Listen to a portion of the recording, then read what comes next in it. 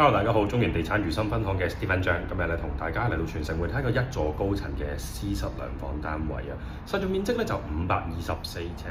一開始同大家望翻個景觀先啦，咁啊基本上廳房同向，由露台望出去咧就會有個內園景啦，少少嘅海景，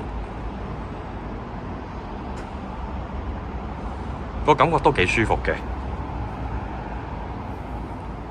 露台位置咧，咁好似業主咁做少少嘅佈置，咁都幾有情調嘅。咁亦都可以攞嚟晾衫啊，擺少少雜物咁啦。客廳位置嗱，咁樣好似業主咁擺張電視櫃，前面就有個電視機，後邊有3座位梳化，隔離都仲可以擺少少櫃啊、茶几啊之類。飯廳嘅話咧，4人飯台、6人飯台完全冇問題嘅，仲有幅牆可以做櫃。咁咧1、2、3座啦，有個特別之處，入門口咧有個位置可以做個鞋櫃位嘅，都幾好用嘅呢個位置都。至於廚房方面咧，都幾大嘅，咁啊基本上都原裝啦。嗰個業主咧仲加多個櫃喺度，見到其實加完個櫃咧都仲有位可以走動嘅。然後我哋就去到走廊位置啦。首先我哋望咗單位浴室先。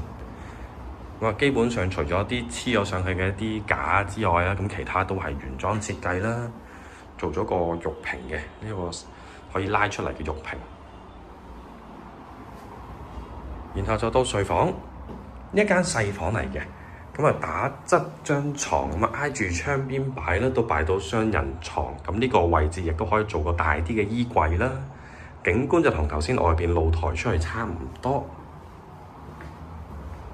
主人房就再深多少少嘅，咁啊基本上可以擺張再大啲嘅雙人床，5尺啊、5尺半啊，完全冇問題嘅，甚至乎6尺都得，加多個大衣櫃。